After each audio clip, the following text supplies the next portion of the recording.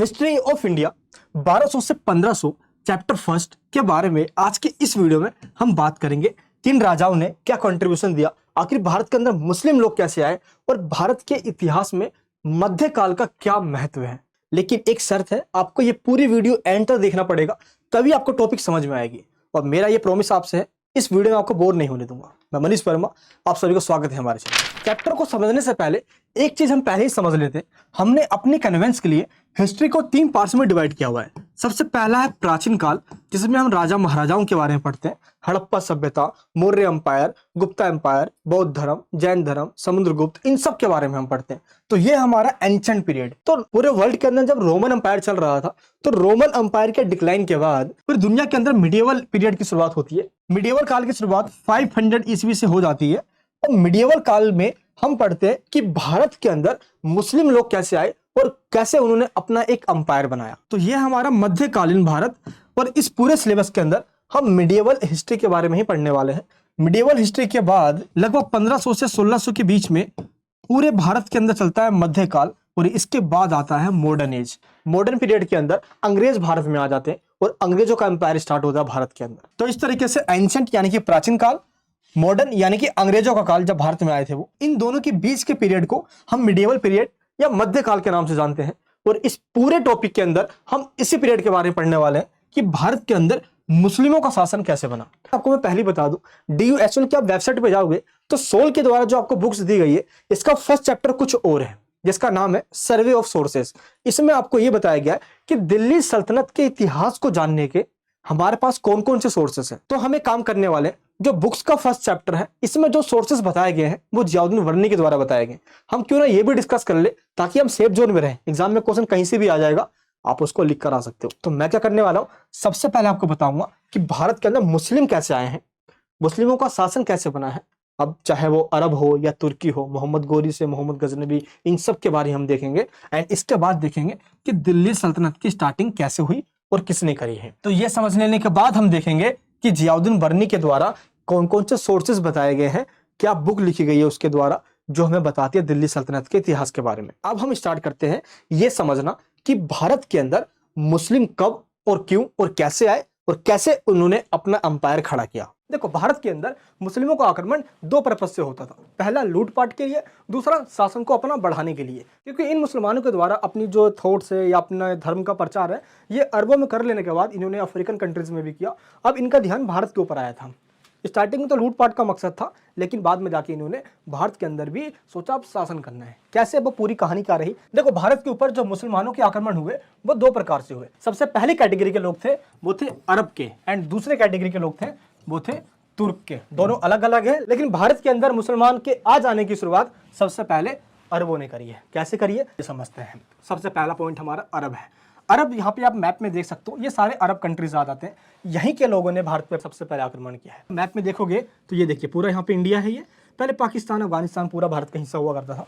तो इधर ये जो वेस्ट का पार्ट है ना, ये पूरा पार्ट यहाँ पे हो जाता है कौन सा, अरब का पार्ट। तो ये सारे हमारे अरब में आ जाते हैं। इधर जैसे इराक वगैरह देखोगे आप, सऊदी अरब वगैरह, ये सारे अरब के पार्ट आ जाते हैं। तो ये हमारा अरब हो गया। एंड अगर आप तुर्क को देखोगे, ये सब जो यहाँ पे ये जो है तुर्क वाले ही आ जाते हैं, जो कि चाइना के जस्ट वेस्ट में पड़ता है। तो इस तरीके से अरबों ने भारत पे सबसे पहले आक्रमण किया, उसके बाद तुर्कों ने भारत पे आक्रमण किया। तो पहले हम ये समझते हैं कि भारत पे अरबों ने आक्रमण कैसे और किस प्रकार किया। अरब के लोगों ने भारत के सिंध पे सबसे पहले अटैक किया। इसकी जानकारी हमें चचनामा, एक ग्रंथ है जो कि अरबिक यानी कि अरबी भाषा में लिखी गई है, इससे पता चलता है। भारत में मुसलमानों के द्वारा जो सबसे पहले अटैक किया गया वो 711 ईस्वी में उबैदुल्ला के द्वारा अटैक किया गया, बट ये भी फेल हो गया। इसके बाद 711 ईस्वी में ही बुधेल के द्वारा अटैक किया, बट ये भी फेल हो गया। इसके बाद 712 ईस्वी में मोहम्मद बिन कासिम को भेजा गया अरब से सिंध पे अटैक करने के लिए, और इसने सिंध पे अटैक किया। उस टाइम सिंध का जो राजा था वो कौन था, दाहिर था। इस तरीके से कासिम और दाहिर के बीच में युद्ध होता है। और ये युद्ध कहाँ होता है, सिंध के पास एक छोटा सा जगह है जिसका नाम है रावर। उस रावर के जगह पर 20 जून 712 को इन दोनों के बीच में युद्ध होता है। इस युद्ध के अंदर दाहिर की हार होती है और कासिम जीत जाता है। इस तरीके से मोहम्मद बिन कासिम ने दाहिर को हराकर सिंध पे सबसे पहला अटैक किया और मुस्लिमों को सबसे पहला आक्रमण मोहम्मद बिन कासिम के द्वारा किया गया और अरबों की शुरुआत यहीं से हुई। मोहम्मद बिन कासिम के द्वारा आक्रमण करने के बाद इसने सिंध पर विजय प्राप्त कर लिया और यहाँ पे इसने एक जजिया कर लागू कर दिया। जजिया कर एक ऐसा टैक्स होता है जो मुस्लिम नहीं होते हैं, दैट मीन्स जो नॉन मुस्लिम कम्युनिटी से बिलोंग करते हैं उन सभी को टैक्स पे करना होता था। इसने 5 लोगों को इस टैक्स से दूर रखा। सबसे पहले जो बच्चे होते हैं, बूढ़े होते हैं, महिलाएं, ब्राह्मण और जो अपाहिज होते हैं, जो फिजिकल डिसेबिलिटी के कैटेगरी में आते हैं, वो ये 5 लोग कमाते नहीं है। तो इन 5 कम्युनिटी के लोगों को इसने जजिया कर से दूर रखा।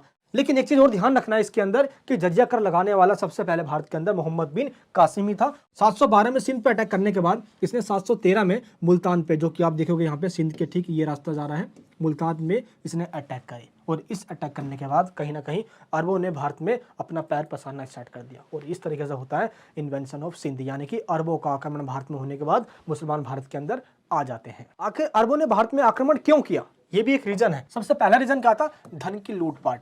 देखिए, अरब भारत के अंदर आए थे धन की लूटपाट के लिए, क्योंकि इन्होंने अरब के अंदर इस्लाम का प्रचार बहुत तेजी से किया, अफ्रीका के अंदर किया, दुनिया के तमाम कोने कोने में जाकर किया इन्होंने, क्योंकि पहले छोटे से लिमिटेड एरिया में था, अब बहुत तेजी से इस्लाम फैलता जा रहा था। लेकिन हुआ क्या, अब ये चाहते थे कि भारत के अंदर भी जाइए, भारत के अंदर बहुत बड़ी कम्युनिटी है, सोने की चिड़िया भारत तो कहा जाता था, यहाँ के धन को लूटेंगे और यहाँ पे इस्लाम का प्रचार करेंगे। तो इस तरीके से धन के लूटपाट के लिए और इस्लाम का प्रचार करने के लिए इन्होंने भारत पे अटैक किया। तीसरी जो मेन वजह थी भारत पे अटैक करने की, वो क्या थी? देखो, अरब से जब भी यहाँ पे ये ट्रेड किया करते थे सिंध के रास्ते में यहाँ पे, तो यहाँ पे एक देवल नाम का बंदरगाह, ये पोर्ट है यहाँ पे, ये देखिए ये पोर्ट है यहाँ पे। ये इस पोर्ट पे कुछ ऐसे लोग रहा करते थे जो लुटेरी जातियां हुआ करती थी। इनके माल को ये बीच में यहीं पे लूट लिया करते थे, तो इनको बड़ा गुस्सा आता था, यार नहीं यार, अब इन लुटेरों को हमें सबक सिखाना है और इस एरिया पे हमें कब्जा करना है। इन 3 मेन वजह से इन्होंने भारत के सिंध पे अटैक किया। इनका शासन करने का बिल्कुल भी मन नहीं था, ये भारत पे लंबे टाइम तक रूल करने के लिए नहीं आए थे, ये सिर्फ इस्लाम का प्रचार करने, धन को लूटने और देवल बंदरगाह पे जो उनको दिक्कत हो रही थी इसको सॉल्व करने के लिए आए थे। तो इनका मेन मकसद ही धन लूटना था, इस्लाम का प्रचार करना था। अरबों के बाद अब आते हैं तुर्क, और तुर्क ने भी भारत के ऊपर अटैक किया और यहाँ पे लंबे शासन के लिए आए थे। सबसे पहले हम जानते हैं कि अल्पतगिन, जो कि तुर्कों का सरदार हुआ करता था, इसने गजनी साम्राज्य, गजनी अंपायर के इस्टेब्लिशमेंट यानी कि स्थापना करी। कहाँ पे करी थी इसने? गजनी के अंदर। अब ये गजनी क्या है? ये गजनी अफगानिस्तान के अंदर है, जो कि उस टाइम पे राजधानी कैपिटल हुआ करती थी अफगानिस्तान की। तो गजनी में रहने की वजह से इनको गजनी वंश या यामनी वंश के नाम से भी जाना जाता है। तो तुर्क कौन थे? तुर्क अफगानिस्तान के गजनी में, यहाँ पे आप देखोगे, प्लस इनका बहुत बड़ा ऐसा एरिया था जहाँ पे इनका शासन चल रहा था। ये आप कह सकते हो कि जो चाइना का जो वेस्टर्न वाला पार्ट है उसके ज़्यादातर पार्ट्स पे इनका ही राज हुआ करता था और इन्होंने अपना राज पार्ट बहुत अच्छे से स्थापित कर रखा था। अब इनके अंदर लालच बढ़ गई कि हमें भारत के इलाकों में जाना है, सिंध वगैरह पे जाना है, क्योंकि अरब पहले पहुंच गए थे। अब इनके मन में लालच थी, भाई हमें भी वहां पे जाना है, धन दौलत लूटना है, साथ में वहां पे शासन भी करना है। तो इस वजह से गजनी में रहने वाले लोग, जो कि गजनी वंश कहलाए, और गजनी वंश की स्थापना करने वाला जो अल्पतगिन था, अल्पतगिन के कुछ गुलाम हुआ करते थे। गुलाम का मतलब जो इनके सेनापति हुआ करते थे, उन सेनापतियों में एक ऐसा सेनापति हुआ जो काफी काबिल था और अल्पतगिन के नजर में काफी अच्छा हुआ करता था वो। तो सुबुक्तगिन, जो कि एक गुलाम हुआ करता था अल्पतगिन का, तो अल्पतगिन की जो बेटी है इसकी शादी सुबुक्तगिन के साथ हो जाने के बाद अब ये क्या हो गया? अल्पतगिन का दामाद बन गया। तो तुर्कों में सबसे पहले जो है वो अल्पतगिन है, इसके बाद कौन है? अल्पतगिन का दामाद सुबुक्तगिन। तुर्कों का जो सबसे पहला अटैक है वो सुबुक्तगिन के द्वारा किया गया भारत के ऊपर 986 सेंचुरी के अंदर। तो सुबुक्तगिन के बाद जो बड़ी तबाही करी वो किया सुबुक्तगिन के बेटे ने। सुबुक्तगिन का बेटा कौन था? महमूद गजनवी। इस तरीके से अल्पतगिन का जो दामाद सुबुक्तगिन था उसने 986 में अटैक किया, लेकिन जो सुबुक्तगिन का अटैक था वो काफी इफेक्टिव नहीं था, इसलिए हल्का फुल्का अटैक किया, इसने वापस लौटाया। लेकिन सुबुक्तगिन का जो बेटा हुआ महमूद गजनवी, ये बड़ा खूंखार हुआ भाई। इसने भारत के ऊपर कुल 17 बार अटैक किए, 17 बार आक्रमण किए लूटपाट के लिए। भाई हमें तो लूटना है, यहाँ से धन दौलत, बहुत लालच इनके मन में आ गया था, यहाँ से लूट कर बाहर लेकर जाना है और इस्लाम का प्रचार करना है, इनका भी मकसद हो गया था। भारत के ऊपर महमूद गजनवी ने कुल 17 बार अटैक करे, 1027 तक। लेकिन इसके सारे अटैकों में एक ऐसा अटैक हुआ जो कि भारत के हिस्ट्री के अंदर बहुत ज्यादा इंपॉर्टेंस रखता है अपने। गुजरात के सोमनाथ, जो कि सोमनाथ मंदिर है, उस पे अटैक करना। यहाँ से ये कई सारे सोने को लूट कर लेकर गया, कई खून खराबे हुए और यहाँ पे इसने पूरे मंदिर को तहस नहस कर दिया और लूटपाट करके ये अपने यहाँ लेकर चला गया। ये इसका 16वां नंबर का अटैक था। लेकिन जब यहाँ से ये लूटपाट करके जा रहा था तो रास्ते में जो जाट जाति के, जो हरियाणा में जो जाट होते, उनसे इसकी भिड़ंत हो गई थी। उनसे दुश्मनी निकालने के लिए ही इसने अपना 17वां अटैक किया था। तो इस तरीके से टोटल इसने 17 बार भारत पर अटैक किया लूटपाट के मकसद से। तो महमूद गजनवी का बाप जो इतना तबाही नहीं कर पाया, लेकिन इसका जो बेटा हुआ महमूद गजनवी, इसने दवा के भारत में तबाही करी और 17 बार लूटपाट भी किया। महमूद गजनवी अपने साथ कई सारे इतिहासकारों को लेकर आया था, जिसने उस टाइम की जो सोशल और पॉलिटिकल कंडीशन थी उसके बारे में अपनी बुक्स में लिखी। जैसे कि अलबरूनी काफी फेमस हुआ, तहकीक के इंद इसने बुक लिखी, उसके अंदर ये सारी घटनाओं को बताया, उसने उस टाइम की सोसाइटी को बताया। तो ये सारे कुछ इतिहासकार हैं, इनका नाम आपको पता होना चाहिए जस्ट जी के पर्पज से भी। तो हमने देखा था कि अरबों में सबसे पहला अटैक मोहम्मद बिन कासिम के द्वारा किया गया। सेम इसी तरीके से तुर्कों में जो सबसे पहला अटैक हुआ वो किसके द्वारा किया गया? सुबुक्तगिन के द्वारा किया गया। 986 सेंचुरी में किया गया। ये कौन था? ये अल्पतगिन का दामाद था। और सुबुक्तगिन के बाद इसके बेटे ने भारत के ऊपर अटैक किया, महमूद गजनवी ने। क्लियर है? ये हो गया पहला अटैक, तुर्कों का सबसे पहला अटैक। तो अब हम देखते हैं तुर्कों का दूसरा यानी कि सेकंड जो अटैक है वो मोहम्मद गौरी ने किया। क्यों किया, किस लिए किया, अब हम ये समझते हैं। देखिए, गौरी वंश ये अपने आप को सानसवानी राजवंश से जोड़ा करते थे, इसलिए ये अपने आप को गौरी वंश या सानसवानी राजवंश के नाम से पुकारा करते थे। ये जो गौरी है ये अफगानिस्तान के अंदर एक जगह है गौर, आप देखोगे मैप के अंदर भी तो यहीं पे है। ये गौर प्रांत से बिलोंग करते थे, इसलिए ये गौरी डायनेस्टी कहलाए। इनका जो सरनेम है वो गौरी चला आ रहा है, क्योंकि अफगानिस्तान में एक जगह है गौर, वहीं पे ये रहा करते थे और इनके जो पूर्वज है वो भी वहां पे रहा करते थे। लेकिन इनके पूर्वज जो गजनवी डायनेस्टी है उनके अंडर में रहा करते थे, उनके गुलाम रहा करते थे। तो इस तरीके से अफगानिस्तान के गौर जगह पे रहने की वजह से इनका नाम गौरी पड़ा। और भारत के ऊपर जो तुर्कों का दूसरा अटैक है वो मोहम्मद गौरी के द्वारा किया गया। ये इसका पूरा टाइम पीरियड है। तो महमूद गजनवी के बाद जो दूसरा बंदा हुआ तबाही करने वाला वो हुआ मोहम्मद गौरी। 1173 में ये गजनी के सिंहासन पर बैठता है, क्योंकि महमूद गजनवी के बाद अब मोहम्मद गौरी का शासन आता है, यानी कि अब गजनी का राजा मोहम्मद गौरी बन जाता है। कब? 1173 ईस्वी में। क्लियर है? यहाँ पे आप मैप में देख सकते हो, ये रहा यहाँ पे गजनी। क्लियर है? अफगानिस्तान में आता है। उसके बाद जो भारत पे जो दूसरा तुर्क आक्रमण हुआ वो मोहम्मद गौरी के द्वारा हुआ। भारत में जो मुस्लिम साम्राज्य की वास्तविक स्थापना है वो मोहम्मद गौरी को ही माना जाता है। ऐसा क्यों? क्योंकि जो महमूद गजनवी है वो भारत में लूटपाट के लिए आया था। इसने कुल 17 बार यहाँ पे भारत पर अटैक भी करे लूटपाट के मकसद से। तो मोहम्मद गौरी का मकसद था शासन करना। ये सिर्फ लूटपाट नहीं, शासन भी करना चाहता था लॉन्ग टर्म के लिए। तो इस तरीके से हमने देखा भारत के अंदर मुस्लिम आक्रमण, यानी कि जो मुस्लिमों का इन्वेंशन हुआ भारत में, सबसे पहले अरबों में मोहम्मद बिन कासिम ने, एंड उसके बाद तुर्कों में किसने किया? चलिए लाइन से समझते हैं। सबसे पहले सुबुक्तगिन ने किया 986 सेंचुरी के अंदर। इसके बाद सुबुक्तगिन का बेटा महमूद गजनवी ने भारत के ऊपर 1001 से लेकर 1027 तक कुल 17 बार अटैक करे।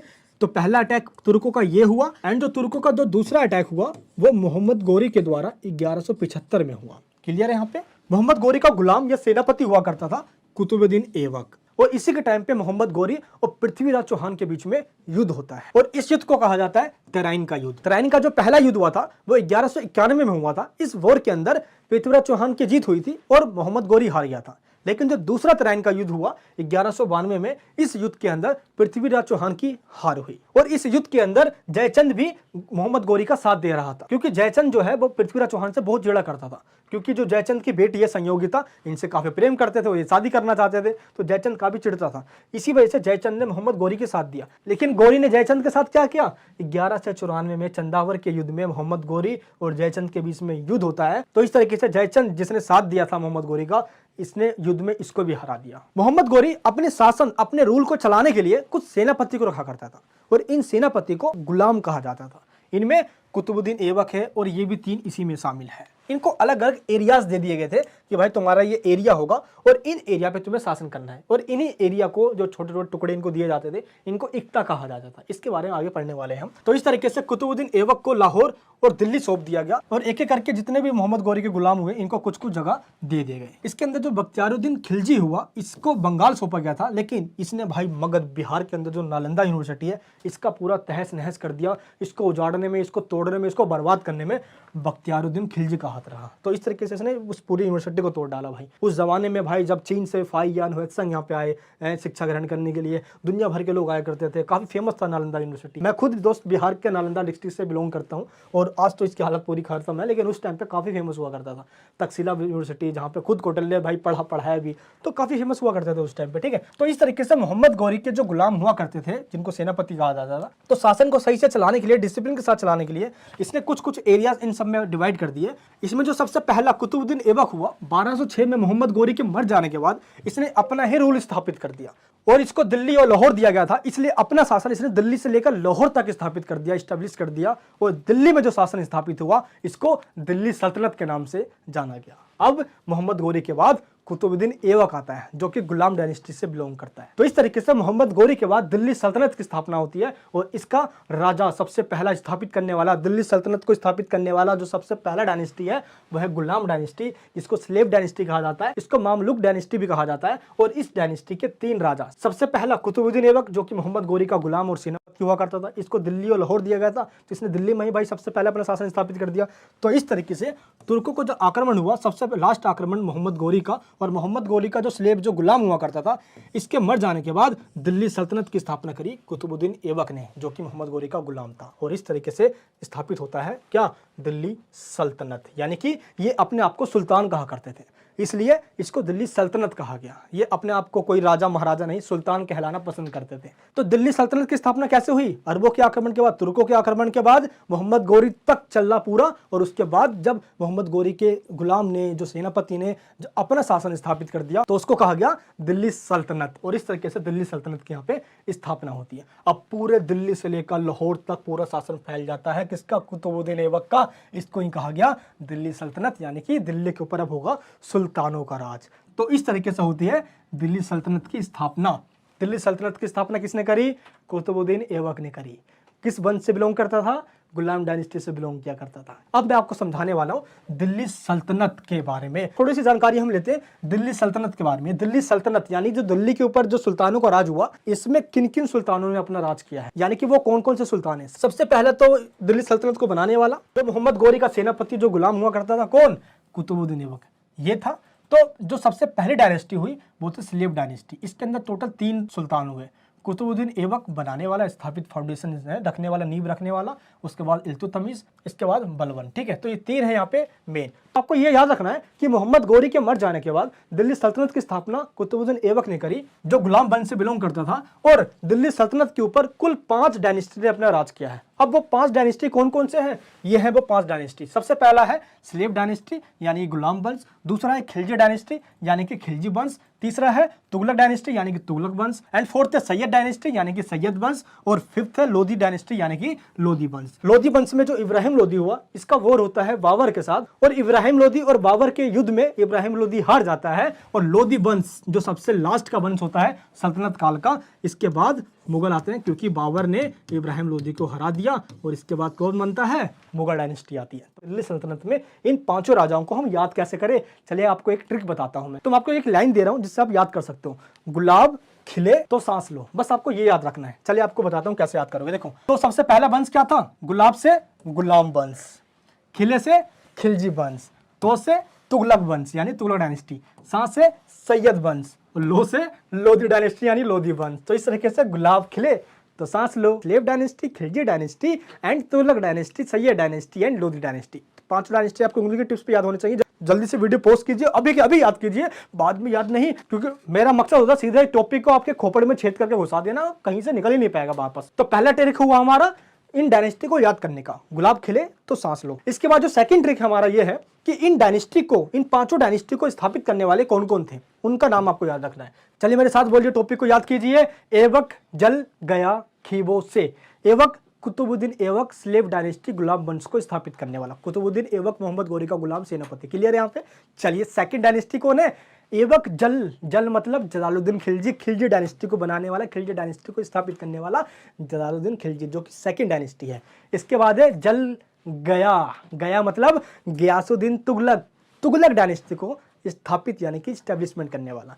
ऐबक जल गया खीबो, खी से खिजर खान, सैयद वंश को स्थापित करने वाला, वाह मतलब बहलोल लोधी यानी कि लोधी डायनेस्टी को स्थापित करने वाला। और इस तरीके से दिल्ली सल्तनत के ऊपर इन 5 डायनेस्टी ने एक एक करके राज किया है, और ये यहाँ पे आपको दिख सकते हैं। एक चीज आपको पता होना चाहिए कि इन 5 में से सबसे ज्यादा समय तक राज करने वाला कौन सा डायनेस्टी है, उससे कम कौन सा, उसका कम कौन सा है। तो इसका भी एक ट्रिक है। क्या है इस ट्रिक का नाम, तुगलक सखी। तो आपको बस ये याद रखना है। देखिए सबसे पहला जो है वह तू, यानी कि सबसे लंबे टाइम तक शासन करने वाला कौन था, तुगलक वंश। ये देखिए आप 1320 से 1414 तक बहुत लंबे टाइम तक इसने शासन किया, तुगलक। एंड तू के बाद कौन है, गा से यानी गुलाम वंश। आप देखोगे यहाँ पे गुलाम वंश 1206 से 1290 भाई, कुतुबुद्दीन ऐबक वाला। नेक्स्ट क्या है, ला से लोदी वंश। ये देखिए आप, आपको ईयर्स याद नहीं है चलेगा, बट आपको ये पता होना चाहिए कि किस डायनेस्टी ने कितने लंबे टाइम तक राज किया है। तो सबसे पहले तुगलक ने, दूसरा गुलाम ने, तीसरा लोदी वंश ने। का से कोई भी नहीं, यहाँ पे देखिए आप, का से कोई भी स्टार्टिंग नहीं है। दूसरा है सा से सैयद वंश। नेक्स्ट है खी मतलब खिलजी वंश। खिलजी वंश सबसे कम टाइम तक रहा, क्योंकि इसमें जो जलालुद्दीन खिलजी था इतना फेमस नहीं हो पाया, लेकिन जो अलाउद्दीन खिलजी था बहुत ज्यादा फेमस हुआ। इसने बड़ा खूंखार अपना रूप ले लिया था भाई इस तरह से, ठीक है। तो तुगलक सखी, इसमें आपको ट्रिक याद होना चाहिए। सबसे ज्यादा लंबे टाइम तक कौन रहा, तुगलक वंश, फिर गुलाम वंश, फिर लोदी वंश। ये 3 हो गए। इसके बाद सैयद वंश, उसके बाद खिलजी वंश। तो इस तरीके से ये ट्रिक हमारा है लंबे टाइम तक याद करने के लिए। जो सबसे एंड में लोदी वंश है, लोदी वंश में जो इब्राहिम लोदी हुआ, इसका बाबर के साथ युद्ध होता है 1526 में पानीपत की सबसे पहले वॉर में। और इस वॉर के अंदर इब्राहिम लोदी को हराकर बाबर अपना शासन स्थापित करता है, और अब आता है मुगल शासन। तो फर्स्ट चैप्टर से जो क्वेश्चन आपके एग्जाम में आता है, एक बार आपको मैं ये भी बता देता हूँ। सबसे पहला जो क्वेश्चन होता है वो दिल्ली सल्तनत के इतिहास के लेखन में जियाउद्दीन बर्नी के योगदान का मूल्यांकन कीजिए। इसी को और में दिया जा सकता है दिल्ली सल्तनत के इतिहास के पुनर्निर्माण, यानी कि दिल्ली सल्तनत के इतिहास के बारे में हमें पता कहां से चलता है। इसके बारे में एक इतिहासकार हुआ जियाउद्दीन बर्नी, इसने एक बुक लिखी तारीख फिरोजशाही, और इस बुक के अंदर इसने बताया कि ये हमारे पास सोर्सेस है और ऐसे राजा काम क्या करते थे। इसने राजा के बारे में बताया, राजा कैसा होना चाहिए, राजा कैसा होता था और कैसे काम करता था, यानी कि evaluate the contribution of Ziauddin Barani in writing the history of the Delhi Sultanat. And इसी को और में दिया गया है, describe the importance of Ziauddin Barani Tarikh Firozshahi for reconstructing the history of the Delhi Sultanat. तो एक ये हमारे पास क्वेश्चन है। तो अभी तक मैं आपको दिल्ली सल्तनत के बारे में पूरा समझा दिया है। तो दिल्ली सल्तनत के बारे में तो अब आपको नहीं समझना। अब जो बुक में आपको दिया गया है, सिलेबस में तो ये पार्ट नहीं दिया गया, लेकिन आपको बुक में दे दी गई है। तो उस बुक से मैंने ये पोर्शन उठा के आपको एक बार यही बता देता हूँ कि जियाउद्दीन बर्नी ने हमें क्या बताया है कि दिल्ली सल्तनत के बारे में जो सोर्स है हमें बताने के लिए, वह जियाउद्दीन बर्नी की तारीख फिरोजशाही बुक। एक बार हम इसके बारे में भी जान लेते हैं। ये जियाउद्दीन बर्नी, इनका जन्म बरन में हुआ 1285 में, जिसको आज बुलंदशहर कहा जाता है। बरन में जन्म होने के कारण ही इनका नाम बर्नी रख दिया गया। और जिस टाइम पे इनका जन्म हुआ उस टाइम पे किस राजा का राज हो रहा था, खिलजी डायनेस्टी का शासन चल रहा था। तो इन्होंने अपनी जो बुक लिखी तारीख फिरोजशाही, उस बुक के अंदर इन्होंने खिलजी डायनेस्टी के पहले बलवन डायनेस्टी एंड खिलजी डायनेस्टी में अलाउद्दीन खिलजी, इनके इकोनॉमिक स्ट्रक्चर के बारे में बताया, टैक्स का, रिवेन्यू का क्या सिस्टम था ये बताया। तुगलक डायनेस्टी में मोहम्मद बिन तुगलक, फिरोज शाह तुगलक, इन सब के बारे में इन्होंने जिक्र किया अपनी बुक के अंदर, जो बहुत ज्यादा इंपॉर्टेंट है इस टाइम के इतिहास को समझने के लिए। और मैंने आपको ये बताया कि ये सारे दिल्ली सल्तनत के राजा हैं, और इनको याद करने का तरीका एक ही है, गुलाब खिले तो सांस लो, जिससे कि आपको दिल्ली सल्तनत के सारे डायनेस्टी याद हो जाएंगे। और बर्नी किस टाइम का था और किस टाइम पे इसने अपना इतिहास लिखा, ये भी आपको समझ में आ जाएगा। अब हम ये जानते हैं जियाउद्दीन बर्नी की ये जो बुक है तारीख फिरोजशाही, इसका इंपॉर्टेंस क्या है। देखिए, जियाउद्दीन बर्नी ने जब ये बुक लिखी, उस बुक के अंदर दिल्ली सल्तनत के टाइम की काफी जानकारी थी, क्योंकि 13वीं सेंचुरी से पहले जो मोन्यूमेंट्स होते हैं, कॉइन्स होते हैं, स्मारक होते हैं, जो उस टाइम पर राजा बनाया करते थे, हमारे लिए वही सोर्स थे इतिहास को जानने के। लेकिन 13वीं सेंचुरी आते आते लिटरेचर सोर्स, यानी कि लोग लिखा भी करते थे, उस टाइम में काफी इतिहासकार हो गए थे, और रिटर्न रिकॉर्ड्स या रिसोर्सेज भी हमारे पास अवेलेबल है उस टाइम के इतिहास को जानने के लिए। इसलिए 13वीं सेंचुरी तक आते आते जो लिटरेरी सोर्सेज है, इनका इंपॉर्टेंस बढ़ गया। और बर्नी ने अपनी बुक तारीख फिरोजशाही में दिल्ली सल्तनत के राजाओं के बारे में लिखा। लगभग 8 राजाओं के बारे में इसने लिखा है अपनी बुक के अंदर, उनके रूल के बारे में, उनके इकोनॉमिक, पॉलिटिकल, सोशल स्ट्रक्चर के बारे में। पॉलिटिकल, जैसे कि राजा कैसे राज करेगा, राजा के क्या क्या ड्यूटीज होंगे, उनकी रिस्पॉन्सिबिलिटी क्या है, जनता के मन में वो कैसे विश्वास बना के रखेगा। राजा को इसने धर्म के साथ जोड़ दिया। एंड इसने ये भी बताया कि राजा आइडियल होना चाहिए। आइडियल राजा का मतलब, जैसे आप चाहते हो ना कि मैं उसका जैसा बनना चाहता हूँ, वो मेरा आइडियल है, काश मैं उसके जैसा बन पाऊं, वैसे ही बर्नी के द्वारा भी एक आइडियल राजा का कॉन्सेप्ट दिया गया। इसने बताया कि एक राजा कैसा होना चाहिए, और इसने तुलना करके ये बताया, जिसके बारे में अभी आपको मैं आगे बताने वाला हूँ। तो आइडियल किंगशिप का इसने कॉन्सेप्ट दिया, एंड समाज में किन किन लोगों को क्या पोस्ट मिलेगा, सोसाइटी कैसे डिवाइडेड होगी, एंड किन नियमों को फॉलो करेगी। एंड इसके बाद कल्चरल, सांस्कृतिक, सब लोगों का खान पान, धर्म, बोल चाल, भाषा, ये सब कुछ राजा डिसाइड करेगा। एंड राजा को जस्टिस करना चाहिए सभी के साथ, तभी राजा के प्रति लोगों के मन में विश्वास होगा। जिस दिन राजा ने विश्वास खो दिया, गद्दी से उखाड़ के फेंक देंगे लोग, कोई बचा नहीं पाएगा। इन सभी के बारे में इसने अपनी बुक्स के अंदर बताया है। एंड इसके बाद शासन में धर्म की भूमिका। देखो, जियाउद्दीन बर्नी ने बताया कि इस टाइम पे पॉलिटिक्स और रिलीजन दोनों एक साथ हुआ करते थे, यानी कि राजा जितने भी डिसीजन लेता था वो धर्म के अकॉर्डिंग लेता था। जैसे इस्लाम का शासन है यहाँ पे, तो शरिया कुरान के अकॉर्डिंग लिया करता था। एंड सामाजिक पदानुक्रम, जिसके पास योग्यता उसको वो पोस्ट मिलेगी जो डिजर्व करता है। सभी लोग डिजर्व नहीं करते सभी पोस्ट के लिए, कुछ ही लोग बनाए गए हैं जो डिजर्व करते हैं उन पोस्ट के लिए। यही सारी बातें इसने बताया।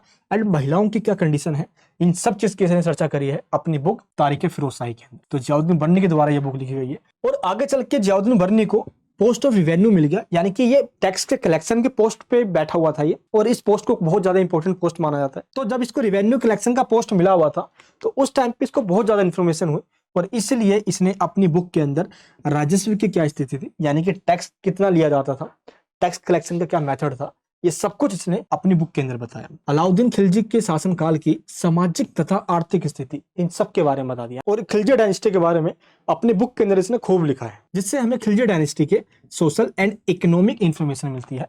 अब हम ये जानते हैं कि जियाउद्दीन वर्नी की जो तारीख फिरोजशाही है ये 1357 तक लिख कर कंप्लीट कर लिया गया था, यानी कि इस टाइम तक सारी इंफॉर्मेशन जियाउद्दीन वर्नी ने अपनी बुक के अंदर लिख डाली थी। और इस बुक के अंदर इसने क्या क्या लिखा है, अपना क्या कंट्रीब्यूशन दिया है जियाउद्दीन वर्नी ने इतिहास को लिखने में, अब एक एक करके मैं आपको बताता हूँ। मैं आपको बताऊंगा टोटल 4 पॉइंट्स। तो सबसे पहला पॉइंट क्या है, वो है आदर्श शासक एवं राज्य, यानी कि इतिहास को लिखने में जो वर्नी का कंट्रीब्यूशन है, इसके फर्स्ट पॉइंट में आपको यही बताना है। इसने आइडियल रूलर, यानी कि एक आइडियल राजा का कॉन्सेप्ट दिया। आइडियल राजा का मतलब होता है, या आइडियल किंग का मतलब होता है मेरे सपनों का राजा, या एक राजा कैसा होना चाहिए। और ये इसने बताया तुलना करके महमूद गजनवी से। और तुर्की डायनेस्टी का ही एक राजा हुआ महमूद गजनवी, जिसके बारे में अभी आपको मैंने बताया था। इसने भारत के ऊपर कुल 17 बार अटैक किए थे, 1001 से लेकर 1027 तक। और इन सभी अटैकों में एक अटैक बहुत भयंकर था, वो था गुजरात के सोमनाथ मंदिर पर अटैक। और इसको बर्नी ने अपना आइडियल किंग, यानी कि आदर्श राजा माना, इसके ही तरह सभी राजा होने चाहिए। तो जियाउद्दीन वर्नी ने अपनी बुक के अंदर आदर्श शासक एवं राज्य का जो कॉन्सेप्ट दिया है, उस कॉन्सेप्ट में इसने यही बताया कि राजा को महमूद गजनवी जैसा राजा होना चाहिए। और महमूद गजनवी के बाद जितने भी राजा आए हैं, बर्नी उन सभी को महमूद गजनवी का संतान मानता है। ये इन सभी राजाओं को महमूद गजनवी के रास्ते पे चलना है। और इसने कॉन्सेप्ट दिया काफिरों के विनाश का।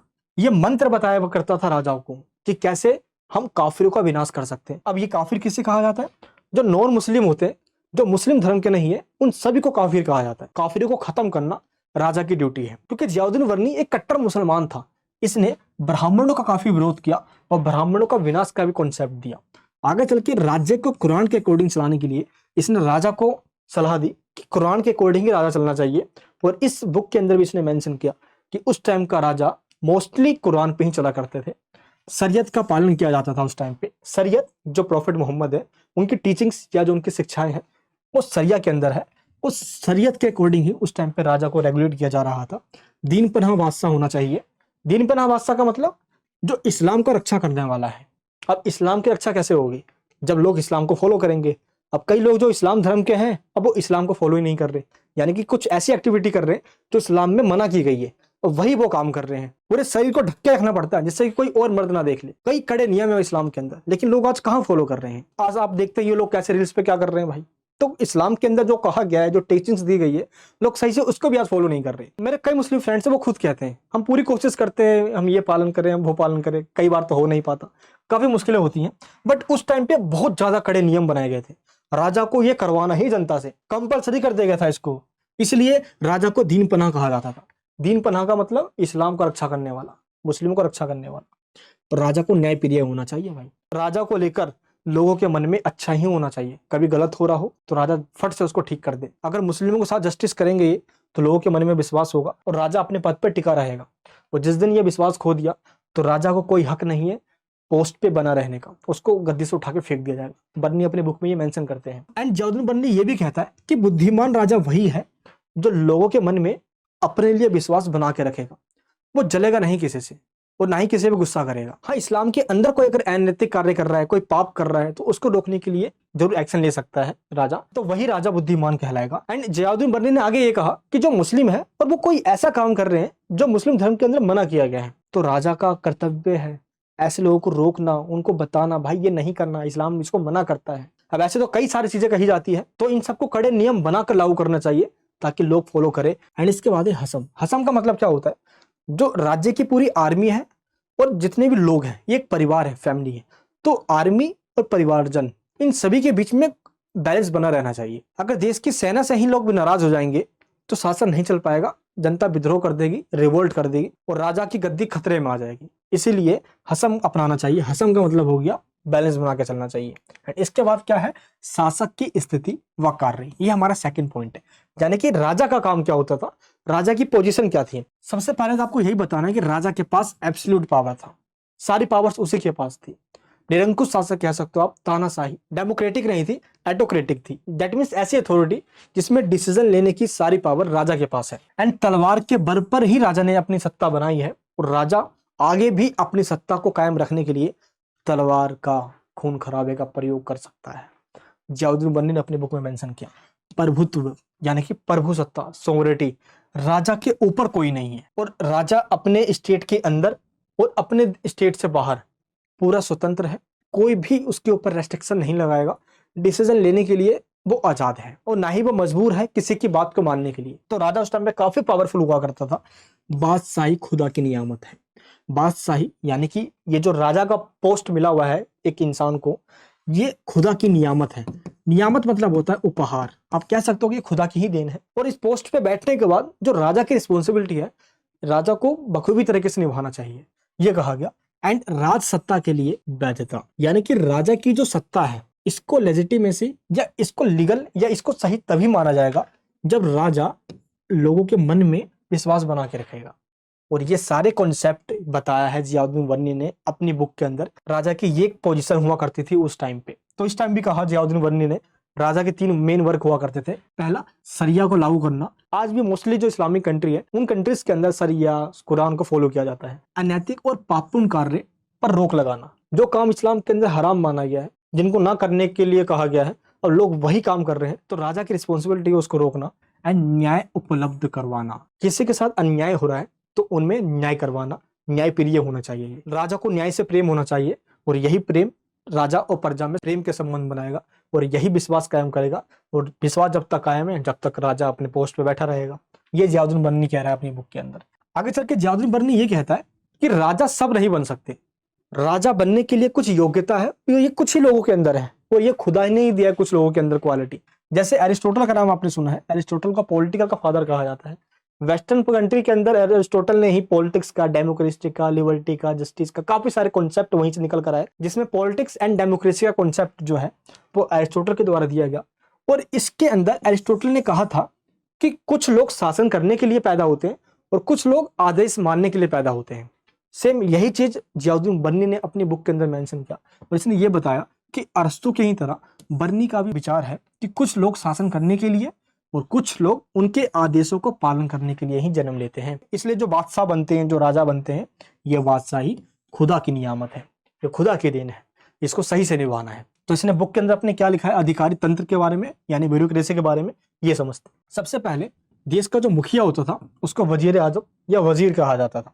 आज के टाइम के आप प्राइम मिनिस्टर समझ सकते हैं। एंड जो पूरी सेंट्रल गवर्नमेंट हुआ करती थी इसको दीवान वजारत कहा जाता था, यानी कि मंत्री कह सकते हो आप, जो पूरा काउंसिल ऑफ मिनिस्टर है, एक दीवान कह सकते हैं इसे हम।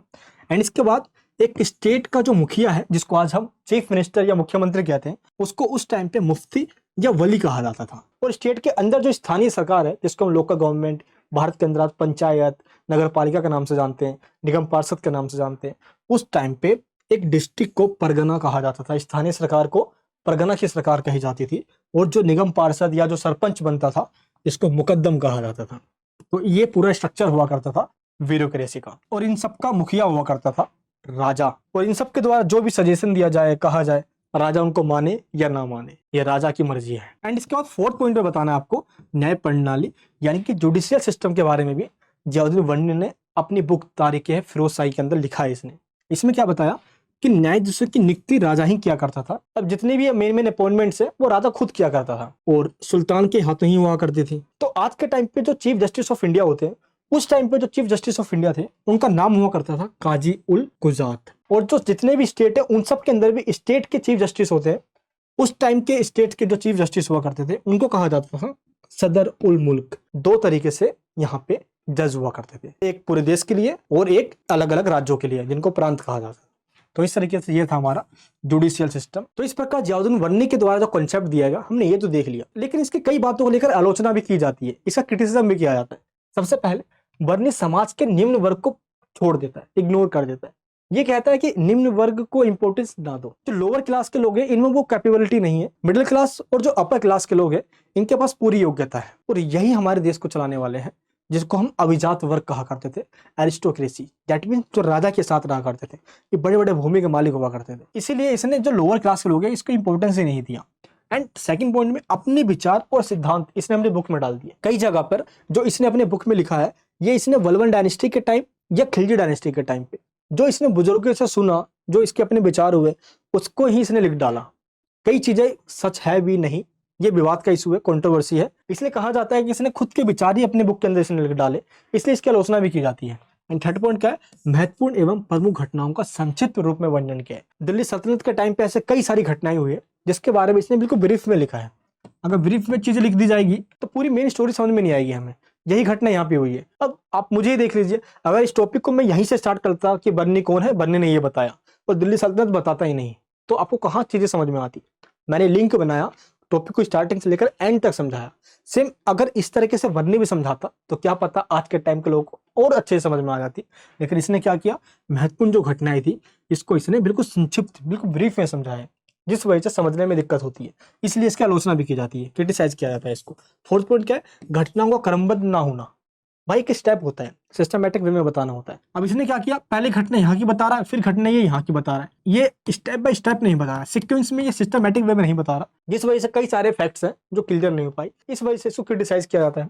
एंड फिफ्थ पॉइंट में क्या है, धार्मिक दृष्टिकोण, जो रिलीजन को लेकर इसका जो पर्सपेक्टिव था, जो इसका व्यूज था, इसको लेकर भी इसकी आलोचना की जाती है। जैसे कि काफिरों का विनाश करो, कुरान और शरीयत और शासन को इतने बहुत ज्यादा कॉम्प्लिकेटेड बना दिया, ये नहीं करना, वो नहीं करना, इस रास्ते पे चलना है, और स्पेशल कुछ रीजन को जो टारगेट किया गया, यहाँ पे कन्वर्जन करवाया गया, कई सारी ऐसी घटनाएं आई जिस वजह से जियाउद्दीन वरनी की आलोचना की जाती है। और जो इसने अपनी बुक के अंदर मेंशन किया है, रीजन का पर्सपेक्टिव, जो अभी हमने देखा हिंदू धर्म को लेकर या ब्राह्मणों को लेकर या काफिरों को विनाश को लेकर, इसकी वजह से इसकी आलोचना भी की जाती है। लेकिन इन सभी बातों के बावजूद भी हम इसकी बुक को नकार नहीं सकते।